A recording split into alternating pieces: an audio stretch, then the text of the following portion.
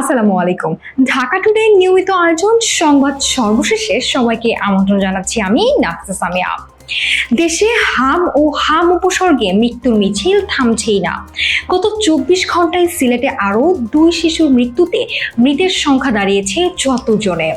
নতুন করে 71 জন হাসপাতালে ভর্তি হয়। বর্তমানে কেবল সিলেটেই চিকিৎসাধীন 268 জন রোগী। সিলেট ছাড়াও ময়মনসিংহ, বরিশাল, চট্টগ্রাম সহ দেশের বিভিন্ন অঞ্চলের হাসপাতালগুলোতেও বাড়ছে আক্রান্তদের ভিড়।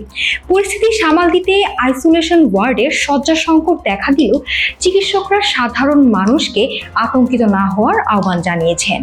জাতিসংঘের ইকোসোক ও নিরাপত্তা পরিষদের বৈঠকে বৈশ্বিক মানবিক সংকট মোকাবেলা ও শান্তি প্রতিষ্ঠায় নারী নেতৃত্ব ও অংশগ্রহণ বৃদ্ধির আহ্বান জানিয়েছে বাংলাদেশ। নিউ ইয়র্কে অনুষ্ঠিত এই গুরুত্বপূর্ণ সেশনগুলোতে বক্তব্য রাখার সময় পররাষ্ট্রমন্ত্রী শামা ওয়াবেদ ইসলাম বিশ্বব্যাপী সংঘাতপূর্ণ অঞ্চলের নারী ও শিশুদের ক্রমবর্ধমান দুর্ভোগ এবং মানবিক অর্থায়ন ঘাটতি নিয়ে গভীর উদ্বেগ প্রকাশ করেন। একই সঙ্গে জাতিসংঘ শান্তিরক্ষা নিয়োজিত বাংলাদেশের নারী শান্তিরক্ষীদের অবদানের প্রশংসা করার পাশাপাশি রোহিঙ্গা সংকটের টেকসই সমাধানে মিয়ানমারে দ্রুত প্রত্যাবর্তনের ওপর জোর দেন তিনি। দীর্ঘ 10 বছর তদন্তের পর বাংলাদেশ ব্যাংকের রিজার্ভ চুরি মামলার প্রায় 10,000 পৃষ্ঠার খসড়া চার্জশিট ও মামলার ডকেট প্রস্তুত করেছে সিআইডি। চূড়ান্ত আইনি মতামতের জন্য নথিটি ইতিমধ্যে অ্যাটর্নি জেনারেলের কার্যালয়ে পাঠানো হয়েছে, যেখানে উত্তর কোরিয়ার কুখ্যাত লেজারাস গ্রুপ সহ দেশি বিদেশি মোট 64টি প্রভাবশালী ব্যক্তি ও প্রতিষ্ঠানকে অভিযুক্ত করা হয়েছে। 2016 সালে যুক্তরাষ্ট্রের ফেডারেল রিজার্ভ ব্যাংক থেকে 10 কোটি 10 লাখ ডলার চুক্তির এই ঘটনায় বর্তমান সরকারের গঠিত উচ্চ পর্যায়ের পর্যালোচনা কমিটির সরাসরি তত্ত্বাবধানে তদন্তে এই বড় অগ্রগতি এলো। চলতি 2025-26 অর্থ বছরের 16 জুন পর্যন্ত প্রবাসী বাংলাদেশিরা রেকর্ড 34.49 বিলিয়ন মার্কিন ডলারেরও বেশি রেমিটেন্স দেশে পাঠিয়েছেন, যা আগের অর্থ বছরের একই সময়ের তুলনায় 18.3% বেশি।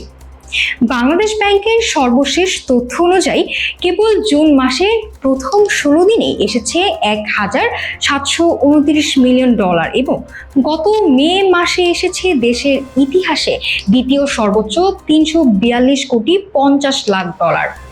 বৈধ ব্যাংকিং চ্যানেলে প্রবাসীদের এই ধারাবাহিক অর্থ পাঠানোর উপর ভর করে চলতি অর্থ বছরেও দেশের প্রবাসী আয়ের ঊর্ধ্বগতি ও বৈদেশিক মুদ্রার রিজার্ভের শক্তিশালী অবস্থান অব্যাহত রয়েছে।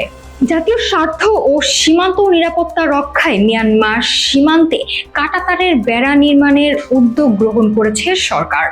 পাশাপাশি ভারত সীমান্তের স্পর্শকাতর স্থানেও বেড়া নির্মাণের পরিকল্পনা বিবেচনাধীন রয়েছে। গত বুধবার জাতীয় সংসদের স্বরাষ্ট্রমন্ত্রী সালাউদ্দিন আহমদ জানান, বিগত 16 বছরের আওয়ামী লীগের শাসন আমলের সীমান্ত অপরাধ নির্মূলে বিজিবি জিরো টলারেন্স নীতিতে কাজ করছে। মাদক ও অস্ত্র চোরাচালান সহ সব ধরনের আন্তঃসীমান্ত অপরাধ শূন্যের কোঠায় নামিয়ে আনতে নতুন বিওপি নির্মাণ, টহল বৃদ্ধি এবং আধুনিক স্মার্ট বর্ডার সার্ভেইল্যান্স সিস্টেম সফলভাবে স্থাপন করা হয়েছে বলেও উল্লেখ করেন তিনি। এতক্ষণ শুনছিলেন দেশের খবর, এখন আন্তর্জাতিক। যুদ্ধবন্ধ এবং স্থায়ী শান্তি প্রতিষ্ঠার লক্ষ্যে সমঝোতা স্মারকে সই করেছেন যুক্তরাষ্ট্রের প্রেসিডেন্ট ডোনাল্ড ট্রাম্প ও ইরানের প্রেসিডেন্ট মাসুদ পেজেশকিয়ান। বুধবার ফ্রান্সের ঐতিহাসিক ভার্সাই প্রাসাদে অবস্থানকালে সমঝোতা স্মারকে সই করেন প্রেসিডেন্ট ট্রাম্প। পরে সাংবাদিকদের তিনি বলেন, চুক্তিটি সই হয়েছে, আমি ভার্সাইয়ে মাত্রই এসে সই করেছি। G7 শীর্ষ সম্মেলনে অংশ নিতে বর্তমানে ফ্রান্স সফরে রয়েছেন মার্কিন প্রেসিডেন্ট ট্রাম্প। সম্মেলনের ফাঁকে ফরাসি প্রেসিডেন্ট এনামুয়েল মাখোঁর সঙ্গে বৈঠকের সময় এই সমঝোতা স্মারক সইয়ের বিষয়টি প্রকাশ্যে আসে। ভারতীয় এবং ভারত নিয়ন্ত্রিত সব ধরনের উড়োজাহাজের ওপর আরোপিত আকাশ সীমা ব্যবহারের নিষেধাজ্ঞা আরও বাড়িয়েছে পাকিস্তান। দেশটির বেসামরিক বিমান চলাচল কর্তৃপক্ষের জারি করা নতুন এই নির্দেশনায় জানানো হয়েছে, আগামী 24 জুলাই ভোর 4:59 পর্যন্ত এই নিষেধাজ্ঞা কার্যকর থাকবে। গত 16 জুন বিকেল থেকে বর্ধিত মেয়াদের এই নতুন নির্দেশনা কার্যকর করা হয়েছে। টানা তৃতীয় বছরের মতো ইসরায়েলি সেনাবাহিনী ও নিরাপত্তা বাহিনীকে কালো তালিকাভুক্ত করেছে জাতিসংঘ।